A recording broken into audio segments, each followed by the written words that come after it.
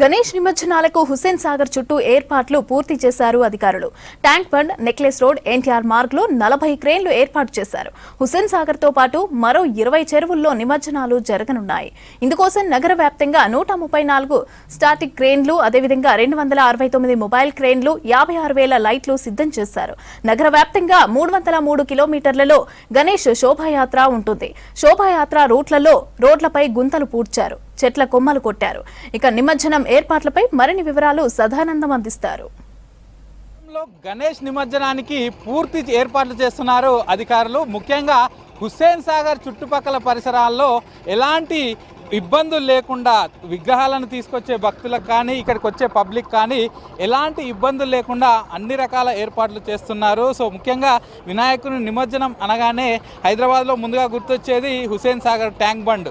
So విగ్రహాలు వేసే వాళ్ళు ఇక్కడికే వస్తారు, అలాగే వాళ్ళతో పాటు పబ్లిక్ కూడా ఇక్కడికే వస్తారు. కాబట్టి వాళ్ళెవ్వరికీ ఇబ్బందులు లేకుండా చూసుకుంటామని అధికారులు చెప్తున్నారు. అటు HMDA, GHMC, police, water board, అలాగే ఆర్ఎండ్బి, ఎలక్ట్రిసిటీ, ఇట్లా అన్ని రకాల డిపార్ట్మెంట్స్ అధికారులు కోఆర్డినేషన్ తోటి ఇక్కడ వర్క్స్ అన్నీ చేస్తున్నారు.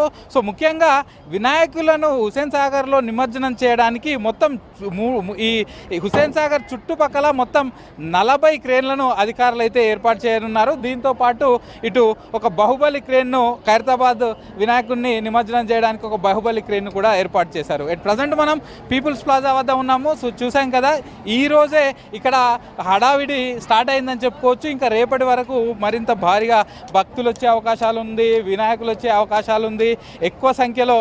ఎందుకంటే సిటీలో చాలా ప్లేసెస్ నుంచి వినాయకుని నిమజ్జనం అనగానే హుస్సేన్ సాగర్కే వచ్చి వేయాలనేది ఒకటి ఉంటుంది. సో దాంతో పబ్లిక్ కూడా వచ్చే అవకాశాలు ఉన్నాయి. కాబట్టి ఎలాంటి ఇబ్బందులు లేకుండా చూసుకుంటున్నామని అధికారులు చెప్తున్నారు. సో మొత్తం ప్రస్తుతం మనం ఉన్నటువంటి పీపుల్స్ ప్లాజా దగ్గర, ఎన్టీఆర్ మార్గ్ దగ్గర, అలాగే అటు ట్యాంక్ బండ్ దగ్గర, ఈ 3 ప్రాంతాల్లో హుస్సేన్ సాగర్ చుట్టూ కూడా వినాయకుడిని వేయడానికి ఏర్పాట్లు చేస్తున్నారు. మొత్తం 40 క్రేన్ల ద్వారా ఈ వినాయకుల నిమజ్జనం అయితే పూర్తి చేస్తామని అధికారులు అంటున్నారు. మనం ఉన్నటువంటి ఈ పీపుల్స్ ప్లాజా దగ్గర ఓపెన్ స్పేస్ ఎక్కువగా ఉంటుంది, విగ్రహాలను తీసుకురావచ్చు, పబ్లిక్ సెలబ్రేట్ చేసుకోవడానికి కూడా ఉంటుంది. కాబట్టి ఇక్కడ 8 క్రేన్లను ఏర్పాటు చేశారు. వచ్చిన విగ్రహాలన్నింటినీ కూడా ఎప్పటికప్పుడు ఇందులో వేసేసి పబ్లిక్ అంతా కూడా పంపించేస్తున్నారు. సో పబ్లిక్ ఇబ్బంది లేకుండా చూసుకుంటామని చెప్తున్నారు. మరోవైపు నైట్ టైంలో ఎక్కువగా ఇమ్మర్షన్ జరుగుతుంది, నైట్ టైంలో విగ్రహాల నిమజ్జనం జరుగుతుంది. కాబట్టి దానికి తగ్గట్టుగా సిటీ నగర వ్యాప్తంగా 56,000 ఫోకస్ లైట్లు ఏర్పాటు చేశామని జిహెచ్ఎంసీ అధికారులు చెప్తున్నారు.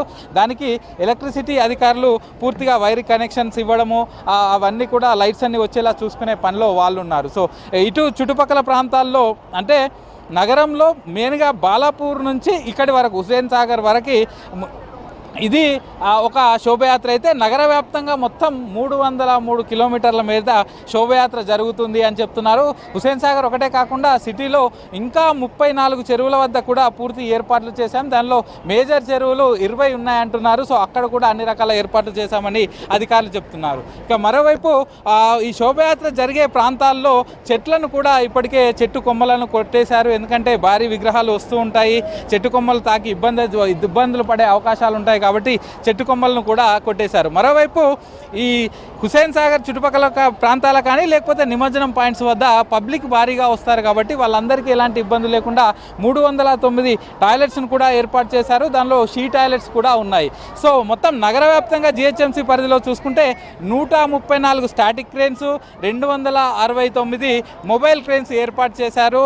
ఎందుకంటే ఈ నిమజ్జనం ప్రాసెస్ తొందరగా అయితే పబ్లిక్ రష్ కూడా తొందరగా వెళ్ళిపోతుంది, నెక్స్ట్ డే వరకు జరగకుండా ఉంటుందనే ఉద్దేశంతో ఈసారి క్రేన్లను ఎక్కువ సంఖ్యలో ఏర్పాటు చేశామని అధికారులు చెప్తున్నారు. సో మనం చూస్తున్నాం ఎట్ ప్రజెంట్ మనము ఇక్కడ పీపుల్స్ ప్లాజా సైడ్ ఉంటే అటు సైడ్ మనం చూస్తున్నాం కదా ట్యాంక్ బండ్ మార్గంలో కూడా ఇప్పటికే క్రేన్లు ఏర్పాటు చేశారు. సో ప్రస్తుతానికైతే ట్యాంక్ బండ్ మార్గంలో వినాయక నిమజ్జనాలు జరగట్లేదు. కానీ రేపు ఎర్లీ మార్నింగ్ 6 o'clock నుంచి ట్యాంక్ బండ్ వద్ద కూడా పూర్తిగా అటు సైడ్ ఒక 10 క్రేన్స్ని ఏర్పాటు చేశారు.